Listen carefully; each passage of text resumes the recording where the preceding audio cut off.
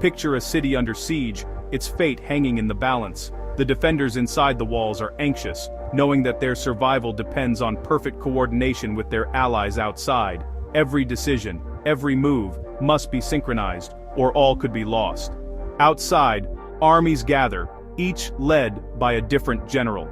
They all know that victory is only possible if they attack together at the exact same moment.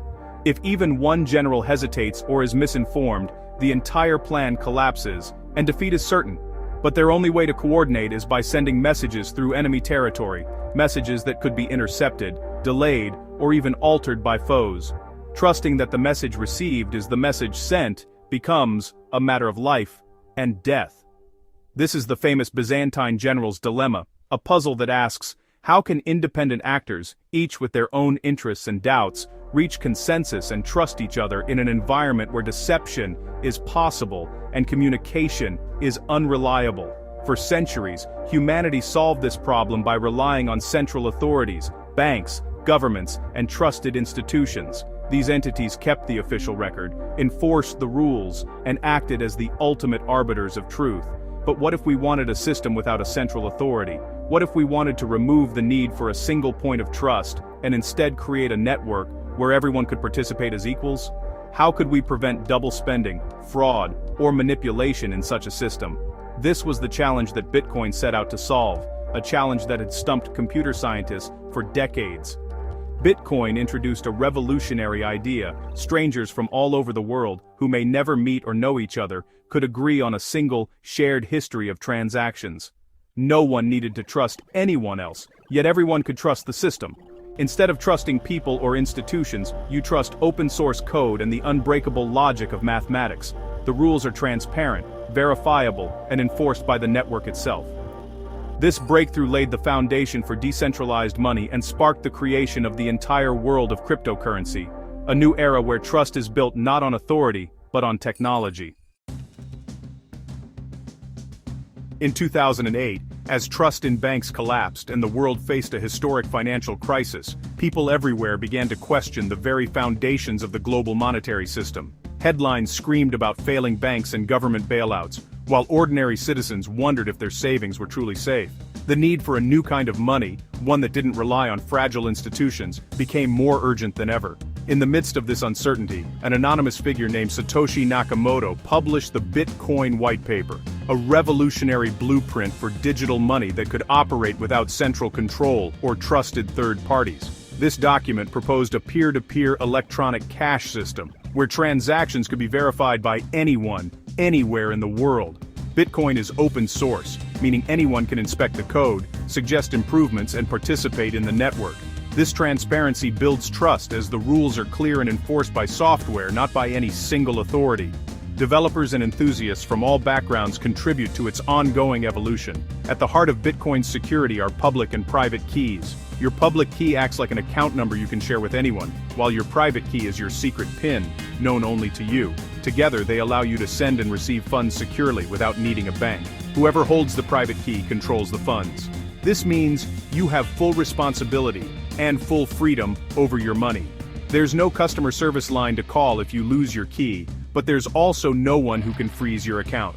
With Bitcoin, you become your own bank. You can store, send, and receive value from anywhere in the world, at any time, without asking for permission. This level of financial sovereignty is unprecedented in modern history. There's no headquarters, no CEO, just a global network of volunteers, miners, and users all following the same transparent rules. The system is maintained by people from every continent, working together to keep the network secure and running smoothly.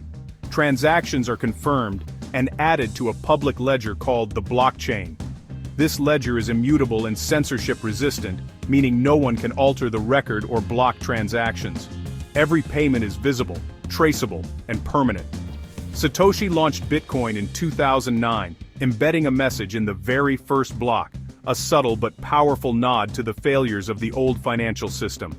This message, referencing a government bailout, captured the spirit of a movement seeking transparency and fairness. After 2 years, Satoshi disappeared, leaving Bitcoin in the hands of its growing community. This act ensured that no single person or group could control the network, cementing its decentralized nature for the future. Bitcoin's leaderless, borderless nature is its greatest strength. It belongs to everyone and to no one, offering a new vision for money in the digital age. I don't ever slow up, no I don't take shit. Bitcoin's core is the blockchain, a distributed ledger shared across thousands of computers. Unlike a bank's private ledger, anyone can download and verify the blockchain. When a transaction occurs, it's broadcast to the network, checked for validity, and bundled into a block for mining. Each block is added to the chain, creating a permanent tamper-resistant record. To alter history, an attacker would need to outpace the entire network's computing power, an almost impossible feat. Trust is placed in cryptography and consensus, not in any single authority. This transparency and security allow anyone to verify every transaction since Bitcoin's creation. The blockchain solves the Byzantine Generals Dilemma by letting everyone agree on a single provable truth. Bitcoin's blockchain is public. Every transaction is visible to all. Addresses are pseudonymous, but once linked to your identity, your entire history is exposed. Monero was created to solve this. Launched in 2014, it's designed for privacy. Monero's blockchain is opaque. You can't see senders, receivers, or amounts. It uses advanced cryptography, ring signatures, stealth addresses, and confidential transactions to hide transaction details. Think of Bitcoin as a transparent checkbook posted online. Monero is like handing over cash, private and untraceable. This difference sparks debate. Bitcoin's transparency allows auditability and proves its fixed supply, while Monero's privacy ensures true fungibility. Without privacy, coins can be tainted by their history, undermining their value. Bitcoin aims to be digital gold, transparent and auditable. Monero aims to be digital cash, private and interchangeable. The battle between transparency and privacy defines the future of money. New blocks are added through mining, a global competition to solve complex puzzles. The first miner to solve the puzzle adds the next block and earns new coins plus transaction fees. This process, called proof of work, requires massive computing power, making the network secure and tamper-resistant. To rewrite history, an attacker would need more power than the rest of the network combined.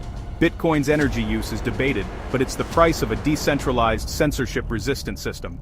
Monero also uses proof of work, but its RandomX algorithm is ASIC-resistant, allowing anyone with a regular computer to mine. This keeps Monero's mining decentralized and accessible. Bitcoin mining has become concentrated among large players. Monero aims for broader participation. Both systems use energy and computation to secure their ledgers, but with different philosophies on accessibility. Blockchains aren't static. They evolve through software updates called forks. A soft fork is a backward-compatible rule change. Old and new nodes can still communicate. A hard fork is a non-backward-compatible change, splitting the network into two separate chains if there's disagreement. Bitcoin and Bitcoin Cash split this way in 2017. Forks are how decentralized communities debate and implement changes, sometimes uniting, sometimes dividing. Monero schedules regular hard forks to upgrade privacy features, with broad community support. Bitcoin's forks are often contentious, reflecting its focus on stability and consensus. Forks are the mechanism for evolution in decentralized systems. Bitcoin's fixed supply of 21 million coins makes it deflationary, great for storing value, but it can discourage spending. Its transaction capacity is limited by design, keeping the network decentralized but making small payments slow and expensive. High fees and slow confirmations make it impractical for everyday purchases. Privacy is another weakness. Blockchain analysis can link addresses to real identities, exposing users and harming fungibility. Tainted coins can be rejected, undermining Bitcoin's interchangeability. These trade-offs, security, decentralization, transparency, define Bitcoin's role as digital gold, not digital cash. Other cryptocurrencies like Monero emerged to address these limitations. Bitcoin blazed the trail, but its design choices left room for alternatives. Monero was built to be true digital cash, private, fungible, and untraceable by default. Its privacy features, ring signatures, stealth addresses, and ring CT, hide senders, recipients, and amounts. Every transaction blends into a crowd, making it impossible to trace. Privacy isn't just for criminals, it's a fundamental right, protecting individuals and businesses from surveillance and discrimination. Monero's default privacy ensures all coins are equal, no tainted history, no blacklists. In a world of increasing digital surveillance, Monero offers financial freedom and personal sovereignty. Bitcoin became digital gold, transparent and auditable. Monero remains digital cash, private and fungible. Cryptocurrencies challenge government control over money, offering global, decentralized alternatives that operate beyond borders and traditional financial systems. By removing the need for central authorities, they empower individuals to transact freely, regardless of where they live or what currency their country uses. Some governments try to ban or regulate crypto, fearing loss of control or financial stability. Yet decentralized networks are designed to be resilient and difficult to shut down, making enforcement a constant challenge for authorities worldwide. Regulations like KYC and AML make Bitcoin traceable, allowing governments to monitor transactions and enforce laws. However, privacy coins like Monero use advanced cryptography to resist surveillance, making it nearly impossible to link transactions to real-world identities. This sparks a debate. Should society prioritize control and security, or freedom and privacy? The answer isn't simple, as both sides have valid concerns about crime, personal liberty, and the role of government in our financial lives. Bitcoin and Monero empower individuals to opt out of systems they don't trust, protect assets from seizure or censorship, and maintain financial independence. For many, this is a way to safeguard their wealth and exercise personal choice in a rapidly changing world. This is vital for those facing oppression or instability.